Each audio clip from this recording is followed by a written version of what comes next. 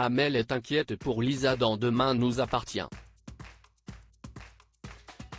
Lors du précédent épisode, elle confie à Victoire trouver le comportement de sa sœur étrange. À quelques pas du domicile de Lisa, Benoît a réussi à défaire ses liens et tente de crocheter la serrure de la porte, en vain. Lisa se rend sur place pour vérifier si son prisonnier est prêt à avouer ses meurtres, mais en entrant, Benoît tente de sortir. La jeune femme arrive à le retenir par la chemise et menotte Benoît au radiateur. Ce dernier clame toujours son innocence et pointe du doigt que la police finira par le retrouver. Lisa lui avoue qu'elle a écrit à Chloé de sa part pour l'informer de son absence. Elle lui assure que personne ne le cherchait et que tout le monde s'en fiche de lui. Benoît tente une nouvelle fois de la convaincre de son innocence et de le laisser partir, mais rien n'y fait. En guise de réponse, la policière le bâillonne et tourne les talons. Demain nous appartient épisode du 10 avril. Jack rejoint Ryan dans Demain nous appartient. En effet, depuis le baiser le plus attendu de votre série favorite, Ryan a disparu des radars. Il assure à Jack qu'il était juste occupé, mais ce dernier a du mal à comprendre pourquoi il a ignoré tous ses messages. Ryan lui jure qu'il ne regrette pas leur baiser qui était pour lui fun, un bisou entre potes. Sous le choc, Jack ne se démonte pas pour autant. Un peu plus tard, il confie à son ami vouloir s'inscrire sur une application de rencontre. Ryan se montre jaloux et Jack insiste en expliquant se sentir prêt pour faire sa première fois.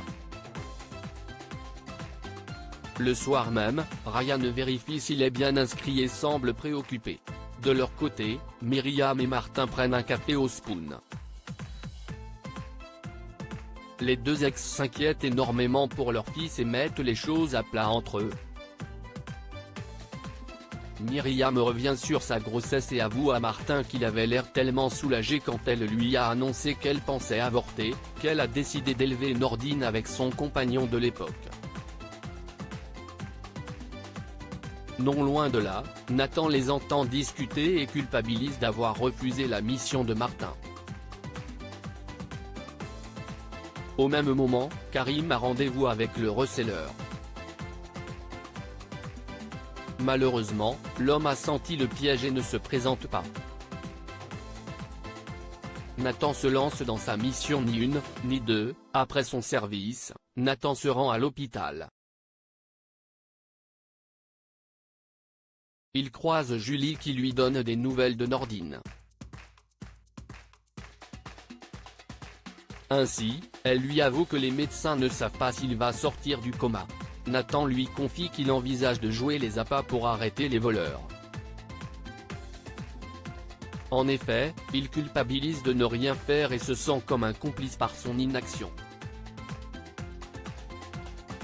Julie tente de l'en dissuader, mais Nathan a pris sa décision.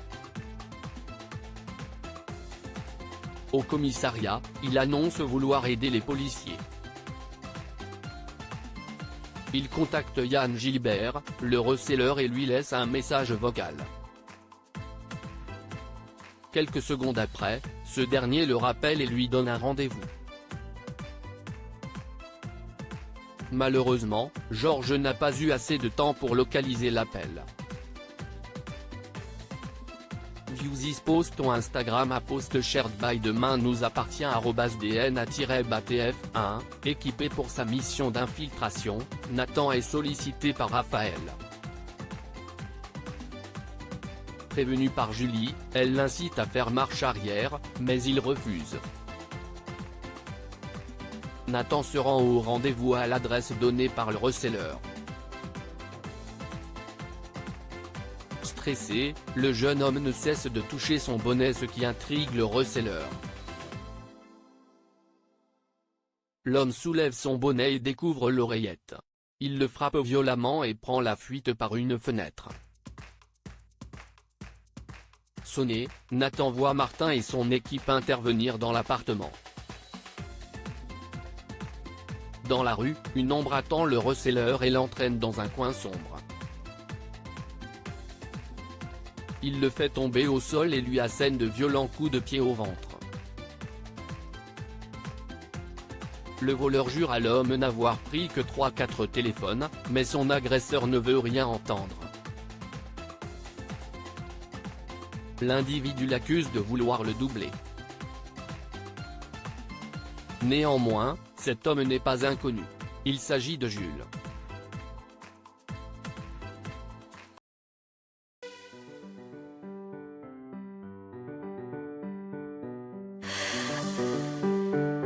The man I love just had a